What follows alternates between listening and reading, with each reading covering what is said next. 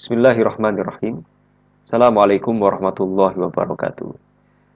Di dalam agama Islam, kita mengetahui bahwa hadis memiliki posisi yang teramat penting. Posisinya menduduki posisi kedua setelah Al-Quran. Dan ini tidak kita ragukan lagi, karena memang sudah ijma, kesepakatan konsensus para ulama, yang sangat kuat sekali sehingga tidak bisa kita goyahkan. Kita bersyukur atas adanya ketegasan seperti ini, bahwa kita memiliki sumber hukum yang jelas, baik Al-Quran, As-Sunnah atau hadis, ataupun nanti ada qiyas, adapun yang lain-lain ijma termasuk di dalamnya. Nah, tetapi yang perlu kita garis bawahi bahwa tidak semua hadis itu dapat diterima. Ada hadis yang harus dibuang, karena setelah diselidiki hadis itu ternyata bukan berasal dari Nabi, tetapi berasal dari orang-orang yang memiliki kepentingan tertentu. Sebagaimana masyarakat kita mengenal hadis itu ada hadis dhaif, ada hadis palsu gitu ya. Nah, macam dua ini, hadis dhaif dan hadis palsu ini adalah jenis yang tidak memiliki posisi penting. Nah, yang palsu ini tidak memiliki posisi penting sebagaimana hadis-hadis yang lainnya yang kita anggap sebagai hadis sahih. Nah, hanya hadis sahih yang berkualitas tinggi atau minimal hasan ya, baik, yang dapat diterima. Sekarang muncul permasalahan. Permasalahannya adalah bagaimana cara kita mengetahui bahwa sebuah hadis itu layak kita gunakan, layak pakai, sahih maupun hasan. Dhaif pun bisa, tetapi dhaifnya tidak syadid, tidak sampai parah sekali. Ini nanti ulama memberikan batasan tertentu. Nah, bagaimana cara kita membedakan antara satu hadis itu bisa dipakai atau tidak dipakai? Jawabannya adalah dengan cara kita meneliti sanad dan matan hadis tersebut. Penelitian sanad adalah pintu awal yang harus dilalui oleh seseorang sebelum lebih jauh membahas matan sebuah hadis. Sanad itu apa? Seperti yang kita bahas lalu-lalu, sanad adalah rangkaian nama-nama orang yang terlibat di dalam periwayatan sebuah hadis. Mulai generasi sahabat, itu orang yang langsung bertemu Nabi, hingga generasi ulama penulis kitab hadis. Atau rangkaian orang-orang inilah yang disebut dengan rijalul hadis. Nah, orang-orang yang terlibat di dalam periwayatan ini harus diteliti satu persatu biografinya, identitasnya. Apakah termasuk orang yang bisa dipercaya, siqah atau tidak? Apakah daya hafalnya kuat, dhobit atau tidak? Kredibilitasnya baik atau tidak? Dan lain sebagainya. Nah, jika setelah diteliti ternyata mereka kok memenuhi gitu, memenuhi syarat-syarat yang ditetapkan, maka hadisnya bisa kita terima, makbul. Tetapi jika setelah diteliti hasilnya tidak memenuhi standar, tidak memenuhi syarat, maka hadis yang diriwayatkan oleh orang-orang tersebut masuk ke dalam klasifikasi hadis yang tidak digunakan, baik itu dhaif maupun maudhu, palsu. Nah, dalam kaidah usul hadis kita mengenal bahwa hadis itu dinyatakan sahih bila memenuhi beberapa persyaratan. Yang pertama, sanadnya itu harus sambung, ittisalus sanad. Kedua, perawinya atau orang yang membawa hadis itu terpercaya atau adil, adalah ruwat.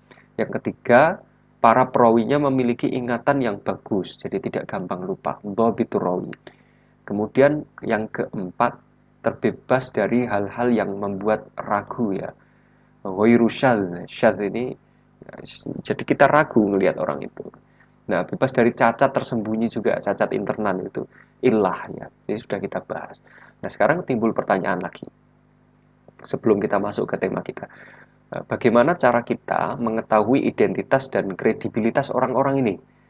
Sementara para periwayat hadis itu kan sudah wafat ya. Ratusan tahun yang lalu sudah wafat. Bahkan sampai angka ribuan tahun yang lalu mungkin ya sudah wafat. Nah, apakah mereka orang-orang yang jujur dan bisa dipercaya? Gimana cara kita kemudian dapat mengetahui itu? Sehingga laporannya atau hadis yang dibawa itu yang berkaitan dengan Nabi tadi bisa diterima. Atau jangan-jangan mereka orang yang tidak dipercaya. Nah, ini gimana analitinya? Kalau ternyata demikian, maka mustahil hadis yang diriwayatkan dapat kita terima kalau orang itu tidak dapat dipercaya kan. Nah, mengingat hadis itu sumber ajaran Islam, salah satunya, maka akan sangat riskan sekali kalau ternyata bersumber dari laporan, dari informasi seseorang yang tidak dapat dipercaya. Kan repot. Kita bersandar kepada hukum itu dibawa oleh orang yang kredibilitasnya buruk. Nah, ini. Maka jawabnya adalah caranya adalah dengan cara melakukan penelitian. Jadi kita harus meneliti nih, hadisnya diteliti. Karena orang-orang yang membawa hadis ini kan sudah lama wafat ya. Maka mau tidak mau ya harus dilakukan penelitian kesejarahan, historinya dicari. Karena penelitian kesejarahan itu sumber datanya kita ambil dari mana nanti? Dari buku, ya, dari kitab-kitab yang mencantumkan identitas mereka. Nah, ilmu yang meneliti dan mengupas tuntas orang-orang yang namanya tercantum dalam sanad hadis, itulah yang disebut dengan ilmu rijalul hadis. Ya, itu rijalul hadis. Nah, jarh wa ta'dil yang akan kita bahas hari ini, itu bagian dari ilmu rijal hadis tadi. Nanti kita akan lihat skemanya supaya kita jelas. Baik, sekarang kita masuk ke pengertiannya. Pengertian jarh wa ta'dil ya. Ini pengertian jarh dulu. Nanti bisa dibaca secara bahasa, ini di sini ada, secara istilah juga nanti banyak sekali versinya. Yang penting kita ada gambarannya benar. Baik, jadi gini. Ilmu rijalul hadis itu kan ilmu besar itu. Itu terbagi menjadi dua. Jadi ada ilmu tarikh ruwat, tarikh atau biografi periwayat, ada ilmu jarh wa ta'dil. Kalau ilmu tarikh ruwah adalah ilmu yang mempelajari seluk-beluk kehidupan perawi hadis, meliputi misalnya kelahiran perawi, wafat guru-gurunya, murid-muridnya, gitu kan. Wafatnya maksudnya, guru-gurunya, murid-muridnya, tempat dia tinggal, perjalanan orang itu dalam menuntut ilmu, dalam mencari hadis, kapan ia masuk suatu negeri, dan lain sebagainya. Ini tentang ilmu tarikh ya. Jadi tadi saya ulangi lagi, ilmu rijal itu dibagi menjadi dua. Ada ilmu tarikh ruwah atau tarikh riwayat, tarikh rawi ini. Yang kedua ilmu jarh wa ta'dil. Nah, ilmu tarikh ini menyingkap seluk-beluk periwayat hadis secara global. Baik gurunya, kemudian beliau wafat kapan, lahir di mana, rumahnya mana, itu ilmu tarikh ya. Nah, itu nanti berbeda dengan ilmu jarh wa ta'dil yang akan kita bahas. Nah, kalau ilmu jarh wa ta'dil nanti akan lebih spesifik membahasnya. Nanti kita akan lihat. Baik, kita lihat di sini ada pengertian lafadz al-jarh. Menurut bahasa itu diambil dari kata jaroha, yajrohu jarhan. Artinya itu melukai. Sedangkan menurut penelitian atau pengertian yang dirumuskan oleh para ahli hadis, jarh itu artinya mencela. Ya, wah kok kita mencela orang nih, gimana nih Pak? Gitu. Boleh nggak kita mencela orang ini? Gitu ya. Ilmu tentang bagaimana kita bisa mencela, bukan gitu maksudnya. Atau ilmu kritik perawi hadis, nah gitu. Ini lebih pas. Ilmu yang membahas tentang kritik kepada perawi hadis. Dengan ungkapan-ungkapan yang khusus gitu. Jadi nanti kita akan membahas ungkapan-ungkapannya juga nanti. Nah, sebaliknya, ta'dil, ini nanti di bawahnya itu ada. Nah, ini ya, ta'dil. Ta'dil itu artinya adalah yu'adilu ta'dilan. Artinya mengemukakan sifat-sifat adil yang dimiliki oleh seseorang. Yaitu sifat-sifat kredibilitasnya itu diungkap di sana. Nah, adil di sini sekali lagi itu bukan adil dalam masalah hukum ya, harus adil no. Kalau masalah hukum bukan gitu. Adil di sini adalah kredibilitas ya.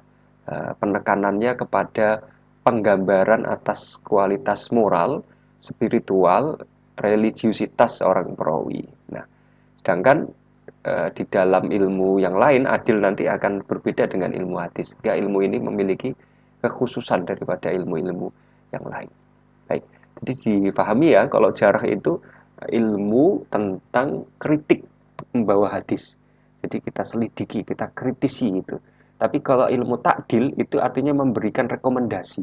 Orang ini bagus, orang ini hafalannya kuat, orang ini alim, orang ini tidak pernah berbuat fasik. Rekomendasi-rekomendasi itu namanya takdil, mengangkat poinnya. Tapi kalau jarh itu menurunkan poinnya secara rinci ya. Tapi kalau ilmu rijal itu global nih. Nah, kedua ilmu ini kita lihat di sini. Nah, ini ya, ilmu rijal hadis itu dibagi menjadi dua, ilmu tarikh ruwat dan ilmu jarah wa ta'dil. Nah, kedua ilmu ini, ilmu tarikh ruwat dan ilmu jarah wa ta'dil ini memiliki objek material kajian yang sama. Objeknya itu para perawi yang terlibat dalam periwayatan hadis. Sama ini dua-duanya. Tetapi nanti akan berbeda pada objek formalnya. Pada objek formalnya. Nah, yang dimaksud dengan para perawi di sini, objek material itu adalah orang-orang yang dulunya terlibat.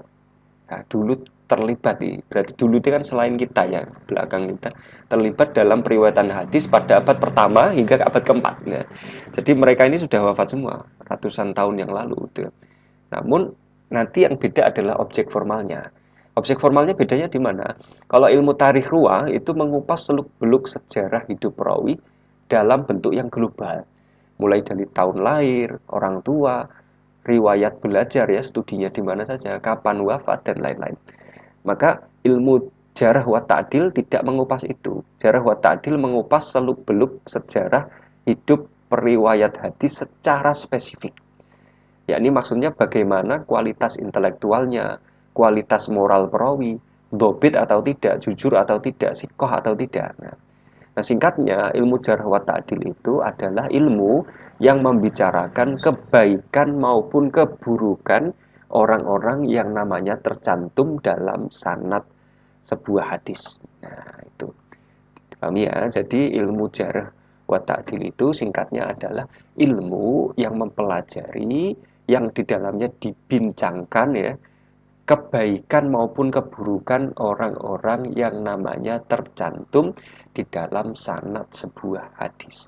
Kalau jarah berarti membuat luka, maksudnya mengkritisi. Kalau ta'dil berarti tazkiyah, memberikan rekomendasi. Jadi ilmu jarh wa ta'dil ini bagian dari ilmu rijal, hampir sama dengan ilmu tarikh ruwat, tetapi objek formalnya berbeda. Jarh wa ta'dil lebih spesifik lagi, yang dikulik adalah informasi spesifik berkaitan dengan seluk-beluk perawi dari mulai kualitas intelektual maupun kualitas moral perawi itu. Intelektual ya dari dobit atau tidak, moralitasnya ya dari jujur atau tidak, sikoh atau tidak. Baik, semoga dapat dipahami. Assalamualaikum warahmatullahi wabarakatuh.